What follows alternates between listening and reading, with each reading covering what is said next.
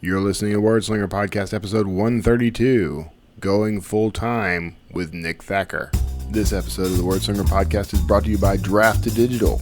Convert your manuscript, distribute it online, and get support the whole way at drafttodigital.com. It's the Word Slinger Podcast, where story matters. Build your brand, write your book, redefine who you are. It's all about the story here. What's yours? Now, here's the guy who invented pants optional, Kevin Tomlinson, the Word Slinger. Word Slinger. Hey everybody, this is Kevin Tomlinson, the Word Slinger. Now, if you are hearing the sound of my voice, that means you are not seeing my gorgeous face on YouTube right now, which is too bad for you. This interview marks the very first episode of the Word Slinger Podcast, which is being simulcast in video, which is totally lame. But if you don't want to see something lame, no, that's entirely the wrong way to approach this. If you go to YouTube and you look for the Word Slinger Podcast channel, you can actually subscribe to the Word Slinger Podcast on video right there from your computing device, your smartphone or tablet, whatever you use, whatever you prefer. So, very first fully produced video podcast, video blog, vlog. It's the very first Word Slinger Podcast on video. If you go check that out, you'll get to see me fully bearded. Actually, this was before I. It's funny. I've lost a bunch of weight and shaved a beard since I did that interview. So there's a marked difference between me in the intro and me in the actual interview. So go check it out. I'll put links to that in the show notes. But you can get there. Hold on, I'll grab you that fancy link. And that would be bit.ly/wordslinger. You'll go right to the YouTube channel. So you can find that in the show notes. Of course, happy that I did the shortened link. Because otherwise it'd be really tough to memorize that URL. I hope you enjoyed that. Now, wordslingerpodcast.com is getting a facelift. And if I pull it off, it may be available for you right now. Can't guarantee that one though. I'm still working on it. I'm so close, man. I'm ready for this to be done because I'm ready for the world to see it. So we're gonna see what we can do. I am leaving, and not even on a jet plane. My wife and I, Kara and I, we are getting on the road. We're gonna go to Colorado Springs, where today's guest happens to live at the moment. We're going to drive up instead of fly, and we're just going to enjoy our trip. We're going to have some fun going up there. We're going to spend about a week up there. So by the time you hear this, because this is going to be scheduled, I'm actually recording this several days in advance. By the time you hear this episode, you will, I'll be in Colorado, actually. I should be in Colorado. Well, I'll be on my way. I'm leaving that day. I'm leaving on Friday. So, if it is Friday when you're listening to this, I am probably driving. Wave at me as I pass. We're actually going to stay over. We're going to do a little stopover in Waco, because we are both fans of Fixer Upper, Chip and Joanna Gaines. We're gonna go and check out the silos, which I'm sure is going to be a pleasant shopping experience.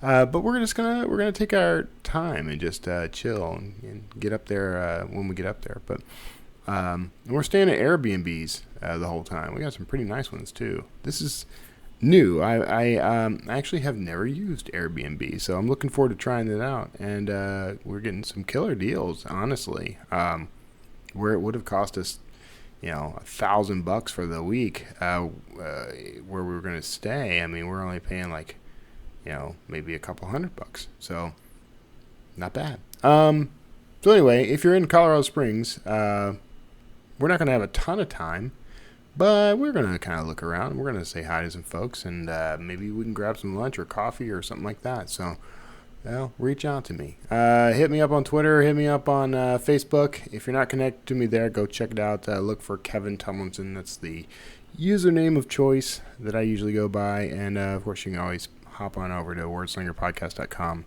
and send me an email. Speaking of sending and communicating with me, I have resolved an issue that's been plaguing me for quite some time.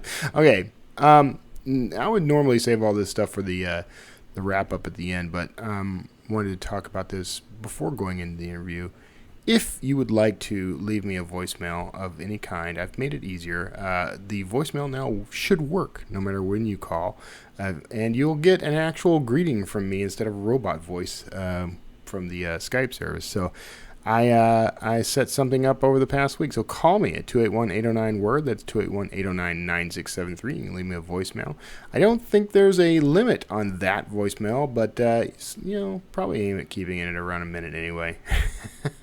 If you want it to be played on the air, that's about as long as I'm willing to go. You can also, of course, leave me a voicemail straight from the page at wordslingerpodcast.com. Click on the Send Voicemail tab, a little orange tab that's floating in the bottom right of the screen. And that will send you, that will give you a happy little pop-up that will allow you to record from wherever you are and send me a voicemail. And if you'd like, I can play that on air. So happy to do that. Ask me a question about indie publishing, about whatever's on your mind, really. If you got a question for a former guest, go ahead and pop in there and do that. So that's all exciting stuff. Now, speaking of indie authors, today's guest is my good friend. If you've been around me at all over the past couple of years, you know that I have a bromance with my good buddy Nick Thacker. We're both thriller authors now. He's the one who got me in the biz. I mean, he dared me to write my first thriller, and I think we tell that story in the interview. But he was my, I figure it's only fitting. He is my very first fully produced video podcast version of Wordslinger. So happy to have him on. We're going to talk about him going full time, leaving the shores behind, leaving his job behind, and striking out on his own and just powering through some, whatever's coming his way. He's gonna beat it, and I love the attitude. So happy to have my buddy on the show. And hope you enjoy this interview, actually. So check it out. Nick Thacker, thriller author, and stick around afterwards. We'll do a quick bit of housekeeping and wrap everything up. I'll see you soon. Hey, everybody, this is Kevin Tumlinson, of course, and I'm sitting with my good friend and frequent writing partner, mostly just a partner in crime. We're doing something a little different. This is the first time I've tried using Zoom for recording an actual podcast.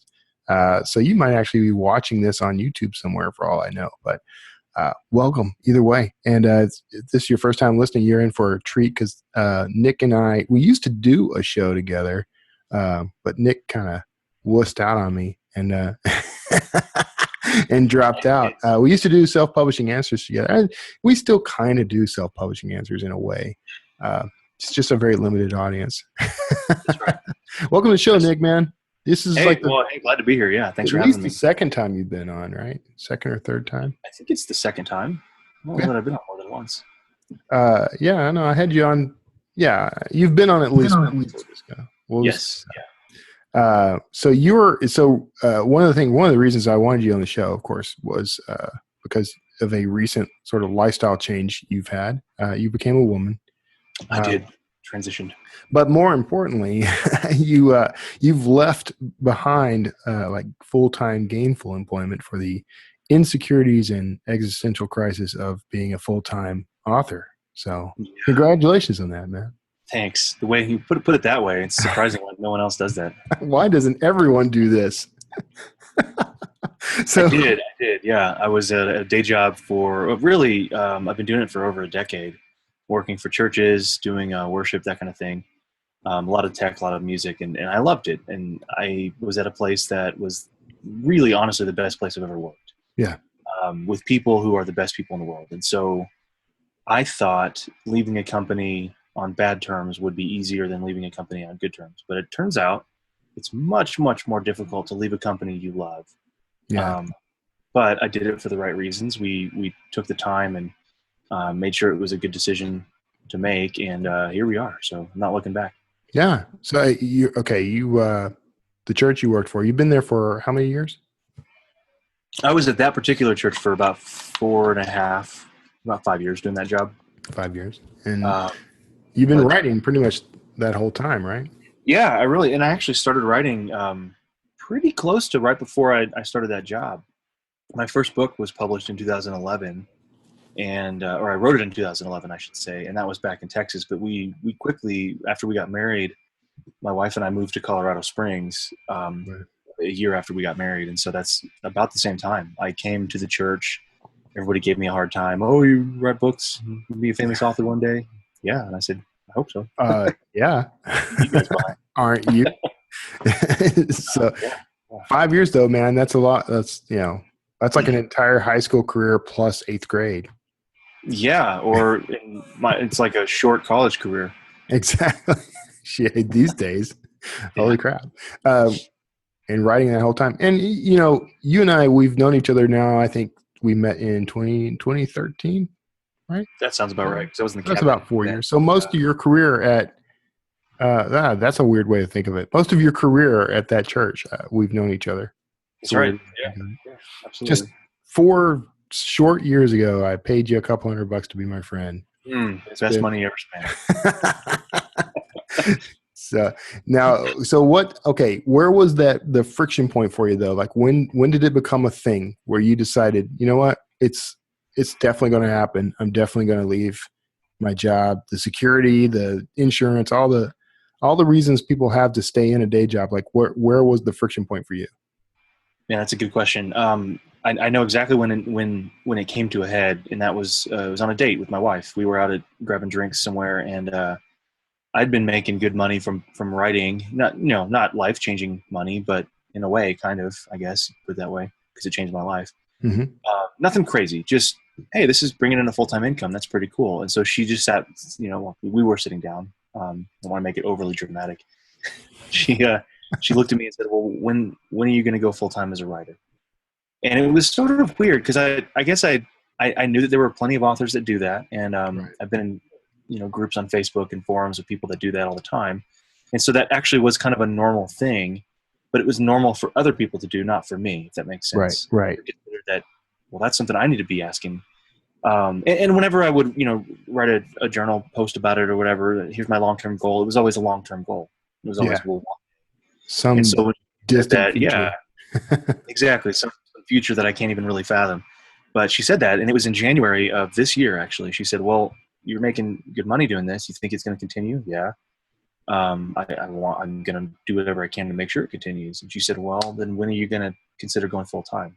I said, I think that was verbatim actually what I said. So, that's a direct quote. Direct quote. That'll be your quote for this episode. my little headshot. Your interview card. Oh, I love it. So she gave me an ultimatum. Working in church, the cycle is really Christmas to Easter, and then summertime is sort of the downtime in my particular line of work. And so Easter was coming up. It's sort of like Game of Thrones. We always say Easter is coming. Easter is coming. Yes, I know. I know exactly why too. So it's January. Easter is coming, and she said, "Why don't you look at Easter being the day that you know?" Yeah. So that way you're still committed to the church. Easter's a big deal. You don't want to, cut them short or anything. But at Easter, you need to know what you're going to do and sort of have a plan. And I said, okay, that's great. I mean, it gives me 4 months to procrastinate, So Easter came, and it was weird because that conversation happened. That was the catalyst for it. But all of a sudden, the next few months, it wasn't a question of, well, am I going to do this? But it was when. And her ultimatum really is what shifted my mind, because it allowed me to feel like, okay, well, now I'm going to do this thing, this weird, scary thing. Right. Let's just get everything in place and figure out how to do it. And so Easter came, I had a plan, and July 1, I went full time as a writer. Wow. And August 1, I went back to day job. No, I'm just kidding. That's a fast pace though. It felt like it. Yeah. It did. I mean, it's not. It was most of a year, I guess. But I mean, it's a fast pace from decision to pull the trigger, Well, when you consider that these, I mean, your job isn't just a job, right? It's a lot of times it's your life. I mean, it's your Right. entire social network. It's where you live sometimes. It's based around your job. And so in that particular sense, I think it is quick. It is a fast move. But that being said, we've been married for 6 years and we've moved until we bought this house that we're in now. We've moved every year and sometimes out of state. Most of the time out of the city. With her getting jobs and stuff. So it doesn't really feel like it was crazy because we were sort of used to having quick changes, and we had 2 kids. I mean, we've got all kinds of stuff that we haven't really ever been settled. You know what I mean? Right. And I don't mean that in a bad way. It's great. We love our lives, but it certainly has been hectic and fast the whole time. Right. So full time in the span of 2 or 3 months, really wasn't as hard as I anticipated it being. Yeah. I got to be witness to this through the whole thing, which is kind of a privilege, really. You were my support network. But it was cool for me though.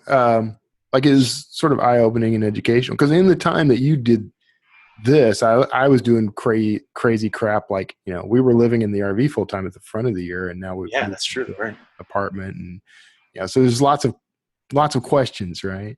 So, getting to see you do this has been very cool and educational. Yeah, well, that's the thing. You only really get to do it once. You only get to do it the first time once. Yeah. So it's kind of a good balance of, read everything you can and talk to people who've done it before. I did some of that. But hell, you just got to do it at some point, when the money's there and when the gut is there. And my wife is my gut, by the way. Like I don't ever trust mine. I just ask her. She tells me what to do. I got my own gut. Yeah. Right there. There right there. It's really yours and Emily's that I trust more than mine. Because my gut often is like, whoa, you should probably worry about all this stuff. You should probably worry. Yeah. You guys are like, no, just do it. But the plan is, when those 2 things check out, make the move. And that's the only way you'll figure out if it's... Yeah, you've got... So you met all the criteria, I think, what I would tell someone. Like when I leapt and went full-time freelance, I mean, honestly, I put a lot less thought into it than you did, even in the space between January and August, Right. And instead of... The typical story is I was working in a place, I got laid off or fired, and now I'm a full-time author. So you did something that a lot of people. Your boss. Right.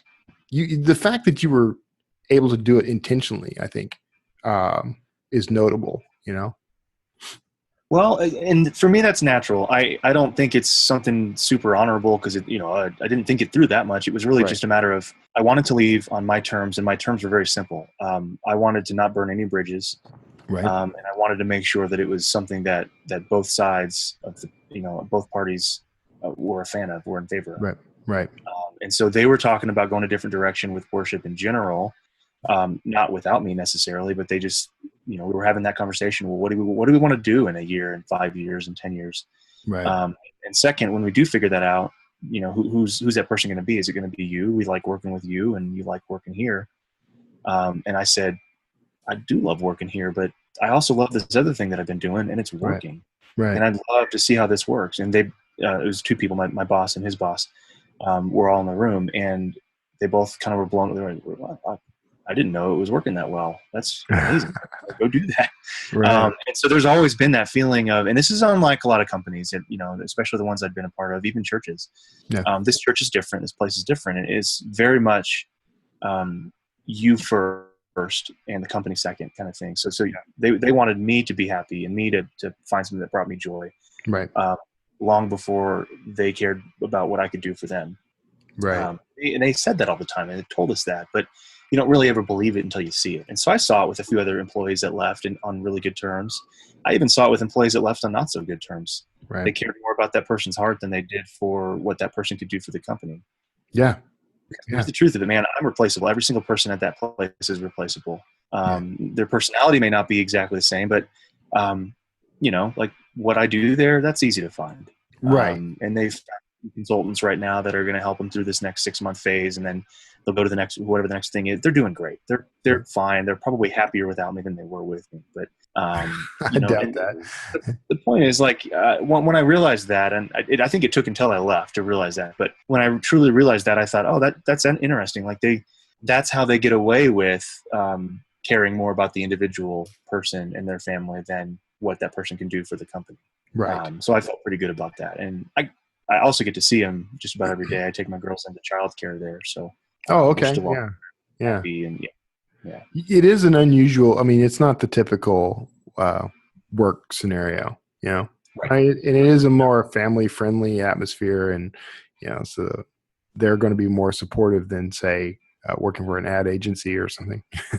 Right. But right. Yeah, that's true. Yeah, exactly. yeah. You would hope anyway, but that You would sometimes hope. in church. I worked for a lot of ad agencies and haven't had one yet that was, you know, thrilled to see me go into a better career. Well, I mean, as far as churches go, like a lot of times, you know, churches are the worst offenders. You know, they're often they don't care a rip about you or your family, but right. that's certainly not the case with this one. So Right. Yeah. Yeah. So I mean, okay, and I'm not going to ask you to disclose numbers or anything like that. But you're making enough to be comfortable. I mean, you guys are doing pretty well. Yeah. For now. For now. But, you know, one of the challenges with it, of course, is that it changes every month. Right. It's not predictable. Yeah, exactly. But you hope that roller coaster is kind of going up and up and up and trending upward, as they say. And so I am. You know, some months are still down. Like this month is probably going to be lower than last month, but last month was great. And so the other benefit, and then people don't see it this way, but I think the benefit of, and by the way, I'm exclusive to Amazon, anyone listening wondering, but just about any author you talk to is going to have some, you know, some influence at Amazon. They're going to have some footprint there, whether they're wide or exclusive. Right. So, and I say Amazon because Amazon pays 60 days out from the close of month. Yeah. And so that's actually a benefit in my case because I can see right now a pretty good estimate of what I'm going to get paid 2 months from now. Yeah, that's a very good point. I had not thought about that. Yeah, exactly. And so it's really nice to know, okay, well, next month I've got these trips coming up, but it's going to be a pretty big month. And so, you know what, we'll have the cash flow to deal with that. Mm-hmm. The month after is also a big month, or I should say last month was also a big month. And so 2 months from now, or I guess a month from now, whatever it is, I don't do math. We'll be good. But we need to save for this low month that's coming up. So we'll have to put some of that away, you know, that kind of thing. Yeah. And as far as the paychecks go, I pay myself the same amount every 2 weeks. Okay. And it's just, you know, Amazon dumps money in the account. I get some stuff from freelance and all that. And then every 2 weeks on the first or the 15th and the 30th, I think it is right now. You know, my E-Trade bank account is where it is. They dump money into my Wells Fargo account, and that's my paycheck. You know, that's what I get every 2 weeks. I'm hoping that will continue to go up, but for the next foreseeable future, we're cutting back a little bit. Not buying as many bottles of whiskey every day, just 3 or 4, and then you know, just some general tightening up a little bit that you do when you make a big change like that. Yeah. I think that's the right strategy, though. Go ahead. I'm sorry. Well, no, that's fine. You're right. I believe it's the right strategy because it's if for no other reason, it's always good to take stock every now and then and just say, well, I'm speaking specifically financially, but I mean in general too. Yeah. But financially, you know, what are we spending? What do we want to spend? And, you know, can we get away with buying more things at Costco and, you know, not go to the store every day or whatever? Right. Are just some good questions I think any married couple should be thinking about. Probably not bad questions. Yeah. Probably not bad.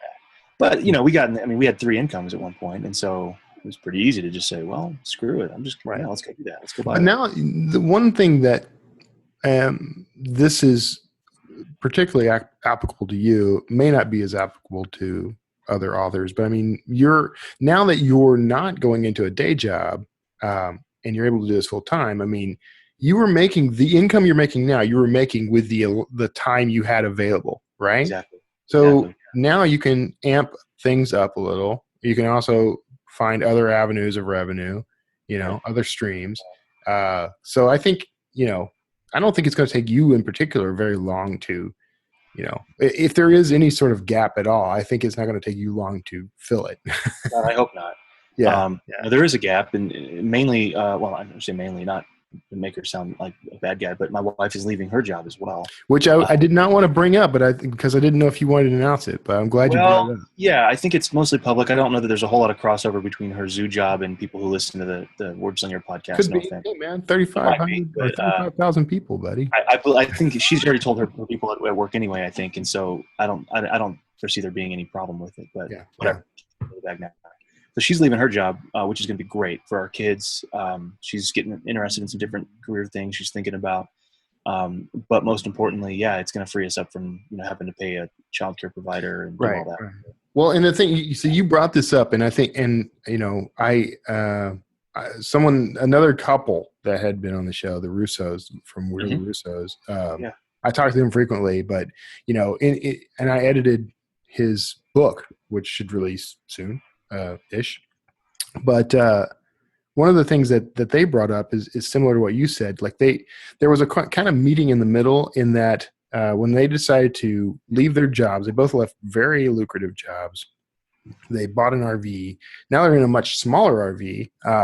But they didn't just like get it in, start trying to focus on, we got to build up a big income. They also started downsizing and sorry, I'm having kind of a hiccup moment. Sorry, but they started kind of reducing their overhead too.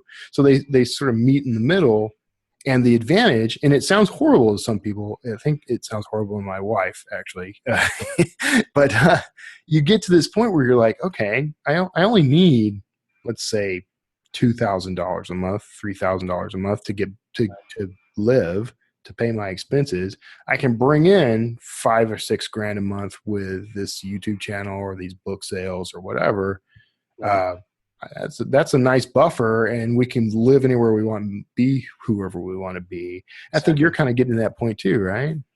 Yeah. I mean, we have a mortgage on a house, and we're pretty settled here in Colorado Springs, but that's kind of the dream. I would say it's more about picking up and going than being. Yeah. Not necessarily living in an RV and moving around every day, but we're going to be able to go camping in the middle of the week now. All these campgrounds around here are always booked on the weekends and in the summertime. So not anymore. We're just going to go on Monday, that is remarkable. Which is going to be nice. Christmas time, we're going down to Texas, and I'm going to stay, your place, hopefully. Yeah.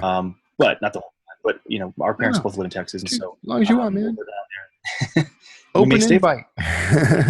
Drive down and, drop the dogs off, drop the kids off, and go party in Texas for a few weeks. Because we can. Right. We'll be able to fund it, but, Of course, everyone else got to work. Exactly. So we're just like, I guess we'll just watch a movie again. It's like you and I, we'll get to hang out. I'll get to hang out with you and him. Right. Exactly. We can drive by Kara and take her to lunch or something. That's right. We'll have to, the rest of the schmucks have to work. That's unfortunate. So, no, but and that is part of the appeal of this. And the thing is, and you always get here's the caution. The caution always comes, right? This isn't like a typical, don't expect coming in, I'm going to write a book and this is going to be my lifestyle. I'm going to have the whole swank Nick Thacker lifestyle, or Thick Knacker, now that I know that Nick Thacker's your pen name. Thick Knacker is hilarious. So, the caution there is, you didn't just pop in on this. Like, you've been working on this for quite some time. Yeah, Chris Gillibo, right? Back in the day, the 279 days to overnight success or something like that. Yeah. Mine was like 5 years, really, more than that, because I've been talking about entrepreneurship and this kind of lifestyle for 10 years. Ever since I discovered it, probably thanks to Tim Ferriss or someone like that, online. Gillibo. Gillibo, yeah, right, exactly. One of those guys, and I was like, oh, that's an intriguing idea, but I totally see the point of it just takes a ton of work to get to this point. Right. And I've kind of called it my slow growth process, my slow freedom process. I was never, well, I shouldn't say never. We always want what can I do tonight that's going to make me famous tomorrow? Right. I think we have those ideas and stuff, but when I finally realized, okay, I've got my family, I've got my house, I've got my dogs, my kids, everything is kind of here and set, and I've got my day job that's paying the bills and then some. What can I do on the side and take my time at it so I don't stress myself out? become unhealthy or lose time with my family that Right. eventually will lead to freedom.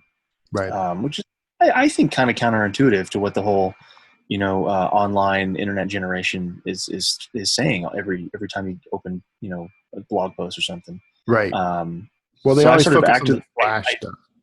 yeah, exactly. And there's nothing, I guess, inherently wrong with it, but I think there's some beauty in being able to slow down and, just enjoy life, and at the same time build something for you on the side that eventually will become something that's not on the side anymore. Right. And that's what I did with books. And when I realized I was doing that, I said, okay, well, I still want to write more and I still want to produce stories, but I don't really feel like I want to be forced to sit down and write every day. And I know that's sacrilegious to most writers, but Right. I'm writing every day now because I have the time. But before it was like, well, I'm not going to take time from my family. I'm going to be home at 5:30 every day because I want to make sure that I can cook dinner for them and hang out with them and put them to bed and everything. And I've done that every single day unless I've been out of town for the 2 years that they've been alive. Right. And I love it, and I wouldn't have traded it for anything. And so the fact that it's sort of like the best of both worlds. Now I get to be a full-time writer like I wanted to, Right. and I haven't lost any time with my kids either. Right. Yeah. So I think the story is very different for a lot of entrepreneurs. Don't do it like I did. I gave up all my kids, young life and stuff, but I built this $1 million company. Right. Maybe I'll never be a millionaire, but I hope and I pray that we'll be successful enough to enjoy life and do what we want, where we want, when we want, because we have freedom and just enough money to get us there. Right. Yeah. That's kind of the goal right now. So yeah, no, and I wouldn't mind being a millionaire, but I don't know. I think it's probably got its downsides. I'll test it. I'll write a blog post. Yeah. Well, let me know. You get back to me. Yeah. All right. So, it's awesome, by the way, that Emily's going to do this full time too. It's just and here's the thing: you guys are. And this is going to make me feel and sound so freaking old. You're young enough that you can kind of roll these dice, right? Because it's not like if 6 months from now or a year from now or even 3 years from now, you're not making the kind of money you need in order to have a stable and happy life. It's not like all doors are closed, every opportunity is gone now, maybe to be a little stressful for a few months while you look for something else, But. Sure, exactly. And that's the thing. I told Emily too, I was like, hey, even a slow month is a month where I sell books. Right. So, hey, maybe I only make $500 a month. That's $500 a month. That's a half of mortgage payment for a lot of people, Yeah. Plus, it's more or less passive at this point too, right? I mean, it's a passive income for the most part. That's on that. Yeah. It's passive income. Yeah. Even without doing any marketing, I think I could do that. That's easy without even having written another book. And so now that may not last forever, but most people in the world don't have that. So if they're out of job, they're out everything. They got to go find something quick. Right. And I always tell my wife, like, I'll do whatever it takes. I'll be a greeter at Walmart. I'll work at Starbucks. And there's nothing wrong with those jobs, but they're not what I would want to do. Right. But I would go do them in a heartbeat if that's what it is. Right. You're not going to die paupers and starve in the street. Well, in addition, like what my internal mind wants me to believe. Right. Well, and that's that's that fear response that we all have. That oh my God, this is going to fail, and I'm going to have to live on the street, and most of the time you're never going to have to do that. But and that's the thing too. Pretty soon. What's that now? You'll have a squatter and their family in your RV. Right. Maybe I should hold on to the RV just as your backup plan. Right. No, but you've got this opportunity now, and let's just say you end up having to work at Starbucks or something. I mean, to supplement, right? You can still be doing what you dreamt of doing, and still even have flexibility, because you could say, look, I only work these days, or hey, next month I need these days off, and then you go camping in the middle of the week like you wanted. Right, that's true. Yeah, absolutely. That's actually easier with those types of jobs. Right, I don't know. Part-time gig. Yeah, sure. Yeah, I haven't had one of those types of jobs in like 30 years, so maybe I'm just unqualified to talk about it. But it seems like it would be easier than for like the high pressure salaried position with a marketing firm or software company or whatever. Like I have Exactly. Yeah. Right. asked for time off when I was at technology companies. Right. Yeah. I mean, scooping ice cream at Baskin Robbins is probably not something that only I It's can do. low pressure work. Right. Exactly. So it shouldn't be the end of the world if I have to ask a couple I days don't off. want. I don't want to talk like this though. I don't want to talk like. Well, at least you could go back and work at Baskin Robbins. Because you're not going to have to do that because you're already successful, really. I hope not, Yeah.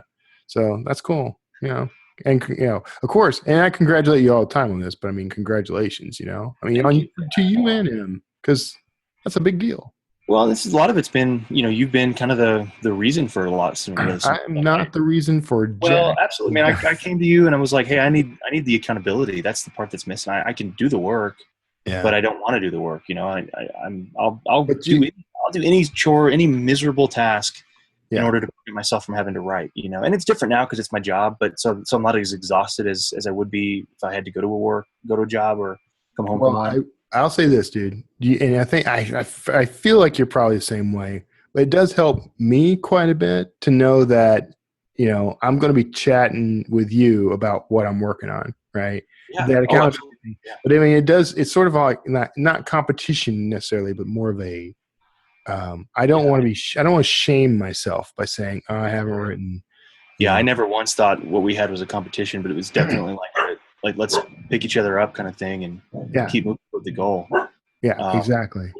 Sorry. But so I reached out to you and was like, hey, will you ask me these questions every week and then every month? And you still do that. And it's amazing. And by the way, if anyone listening, I think this is an extremely valuable, I didn't come up with this, so I can totally say that it's awesome and everyone should do it. But go find that person for you. Maybe it's a spouse, maybe it's a family member, maybe it's someone you've never met online. Maybe it's your dog. Could be your dog.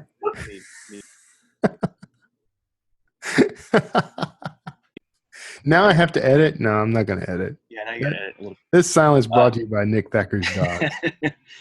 Anyway, these questions are very simple. It was weekly. It was like I wanted you to ask me if I got the words done that I want. What was it like? You write 500 words a week or something like that. Right. Something lame. Because it was important for me to not only know that you were going to ask that, but when you did, the follow-up was going to be there. Well, why didn't you? Or what changed that made you be able to write 10,000 words this week as opposed to 2, last week? Right. And then, there were some financial things. Did you hit your goals this month? But anyway, I think it was, it's accountability, right? It's accountability 101. Yep. So it's not a surprise when I would get that text from you. I knew it was coming. But when it came, it forced me to think about, the reasons behind why or why not. Mm-hmm. More so than I would have if I could just kind of explain it to myself. Right. The other thing I think was really helpful, and I just kind of realized this, a few days ago. I don't know when he posted it, but Seth Godin writes a blog every morning, right? 7 days a week. He's done it for years, and his blog post a few days ago, maybe it was last week sometime, was on why can't remember what he called it, but it was why we allow ourselves to tell ourselves things that we would never allow anyone else to tell us. And I do this all the time, man, where I'm like, I'll tell myself I can't do it or why I'm going to fail. And, that, no one does this who, we leave 2 well-paid jobs to go be a full-time writer / camper. Dude, I can't tell you how pissed I would be if somebody actually told me those things.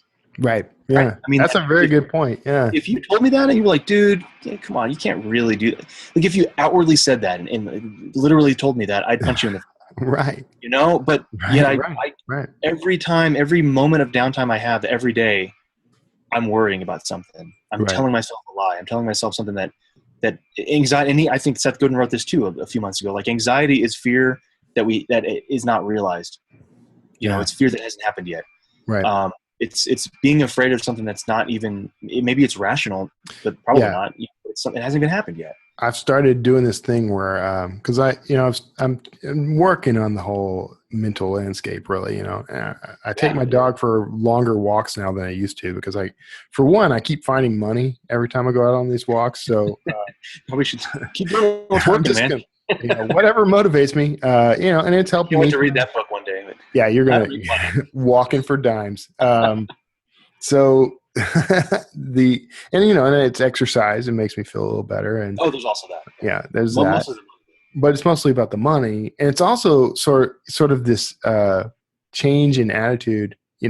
Like I'll tell myself, because I get those anxiety attacks. I do. Like we've talked about this, right? Oh, So now it's all about that's the one area where we do challenge each other. Is I challenge you to have more anxiety than me this week, and you're like challenging. That's our competition. And like this week, I'm like sweating balls the whole week, man.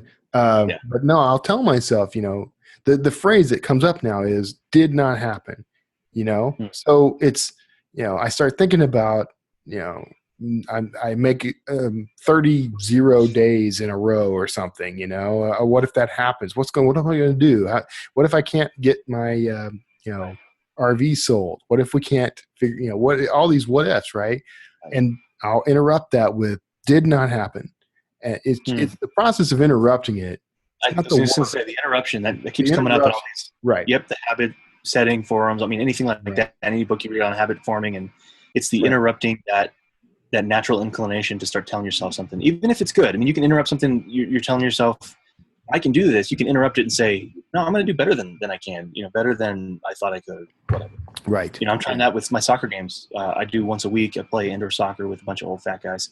And actually, no, I'm the oldest and fattest one there. But I've always been kind of the worst player on the field, and I hated that because I'm competitive. I want to win. I want to be not the worst guy on the team. Right. So I've tried to talk myself into this idea that no, there's no reason for me to be worse than these other guys. I know what I can do, but then I would shortchange myself because I would only do that. Right. Like I can only really sprint once down that field, and then I'm burnt and need to get a sub. Right. And so I've been starting to do this thing where I interrupt myself and say, no, screw that. I'm going to sprint both ways, and I'm just going to keep sprinting until I die. And inevitably it never comes to my death, thankfully. Right. So far, something pauses the game before that happens. So yeah. No, man, it's just like when we were hanging out together a few weeks ago. We went on a hike up. What was the name of that? It was St. Mary's Glacier outside. St. Mary's Glacier, right? And I'm fat, out of shape. Man, awesome. I'm from Houston, so there's no oxygen in Colorado at 1,200 feet. Right. So 12,000 feet. 12,000 feet, and like we're pausing, and I feel so bad about it, right? Like every 10 feet, like, oh, hold on, all right, let's go. But there was that. So for me, there was that moment when we were basically at the top of that trail. Mm-hmm. A bunch of folks came in from the other side and said, "Hey, man, there's a whole easier route, like right there." Right. And I wanted to do it, like, sure, right? Yeah, but it was no. You know what? Let's go ahead and I'm going to push them, and we're going to make it. And then it was like 3 more feet, and it was very. I mean, it really wasn't even ridiculous, right? So the other one was longer, so it was down and around, and this one we took was just over and above. But it was, like you said, 3 feet straight up, and then it was still uphill. But much, whatever. But like that was, I look at that and think, you know what, that's what I want my life to be. I don't want to stop 3 feet from my goal, and take the side trail that takes me longer and doesn't give me the sense of accomplishment or doesn't let me. Because when we crested that particular hill, man, that was like, we were both like, dude, this is the view we paid to see, man. This is where we want to live. My house goes there. Let's get these tourists out of here. The squatter in the RV goes right there. All right. So, we're at time, of course, because these conversations go by quickly. So I'm going to go ahead and we'll wrap up, but hey, you hang out, because we're gonna chat a little bit more. And everyone listening, if you haven't heard of this by now, and I don't think I've made it fully official, I did announce this, but we're doing the Wordslinger podcast after show, which you'll be able to participate in. You'll be able to listen in on as a Patreon subscriber or supporter. So now, if I haven't set this up yet, by the time this episode goes live, you get to all ridicule me and email me and whatever. But thanks for being on the show, Nick, man. Where can people find you and your stuff? Well, easiest place is my website is nickthacker.com. I'm sure we'll have a link to that since no one can seem to spell my name right most of the time. It'll be in the show notes. And Yeah, it'll be in show notes. And I'm on Facebook and Twitter, at Nick Thacker on Twitter. And you can find me, Facebook, it's author Nick Thacker, because there's two of me on Facebook. So Yeah, that's weird. the one you want. All right. The non-author one, that guy's he's a joke. You don't even want to follow him. All right, cool, man. All right, you'll find links to all that in the show notes, so be sure to check that. Please stop driving, idiot. Stop. Just pull over and look at that stuff. Don't do that while driving. That's right. All right, man. Everybody hang out. You're probably hearing the groovy bridge music right now. You may dance in place at will. And stick around for a quick bit of housekeeping and announcements, etc. Nick, thanks so much for being on the show, man. And we'll see everybody next time. All right, that was Nick Thacker, the Nick Thacker, author Nick Thacker on Twitter, because apparently there's another, which I did not know. So be sure to check out Nick's work. You can visit his site, nickthacker.com. Follow him on Twitter. Harass him on Facebook. Nick he's a good guy.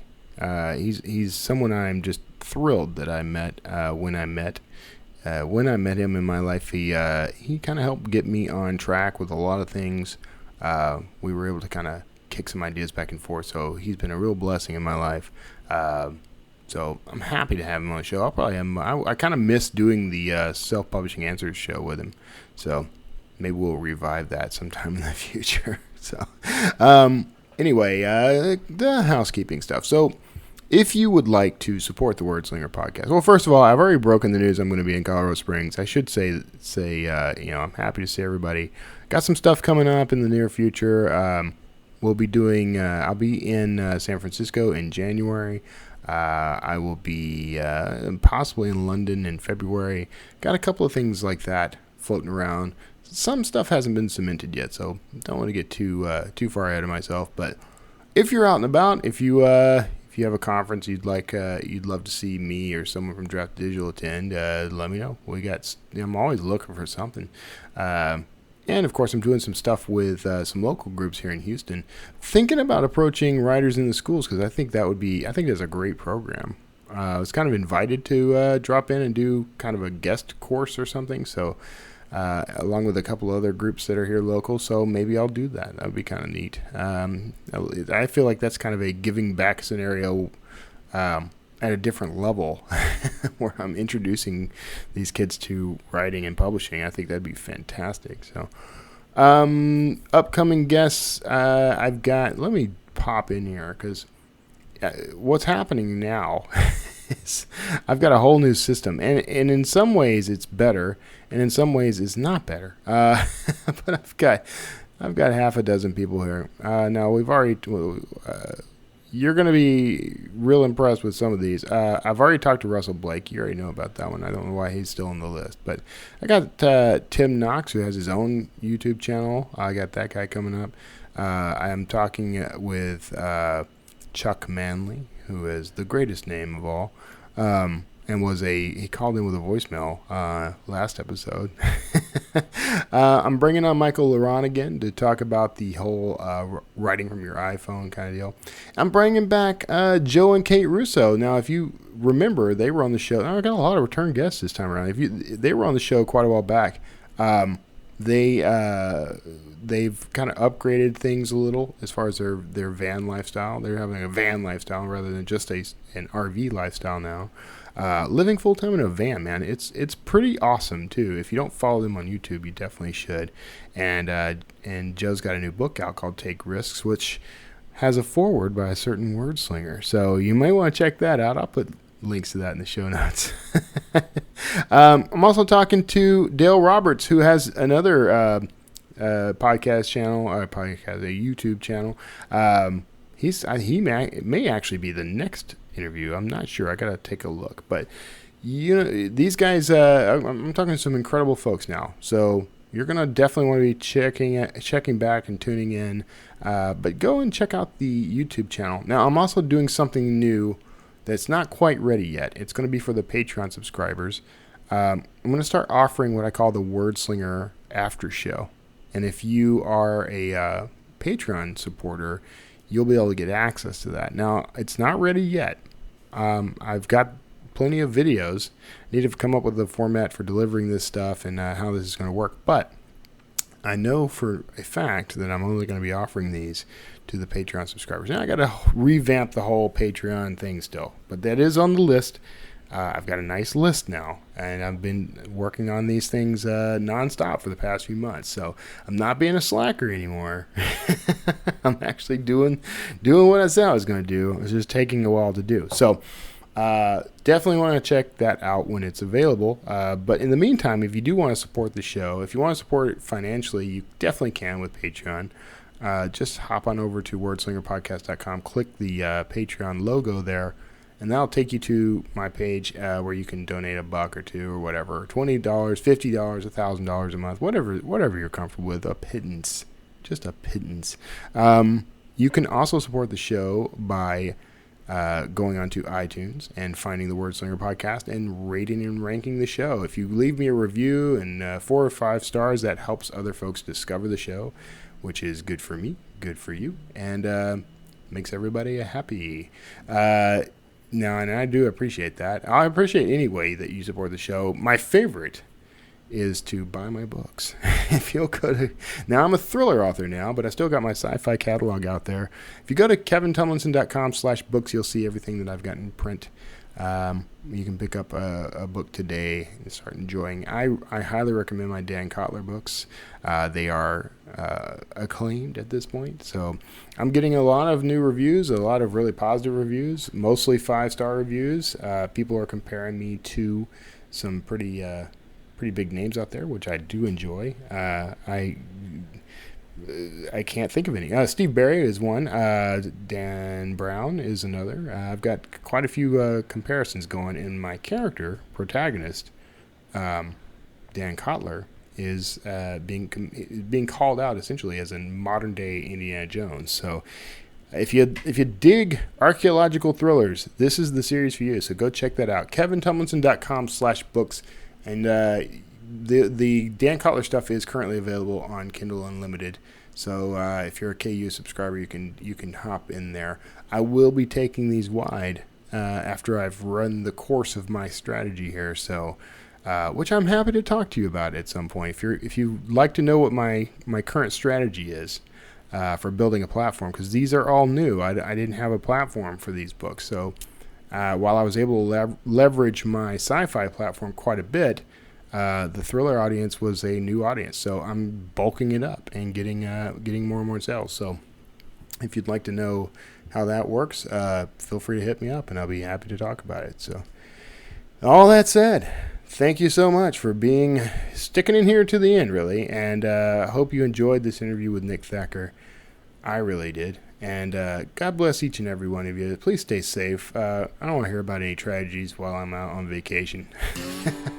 So take care of yourselves. Take care of each other, too. And I will see each and every one of you on the next sparkling episode of the Wordslinger podcast. See you there.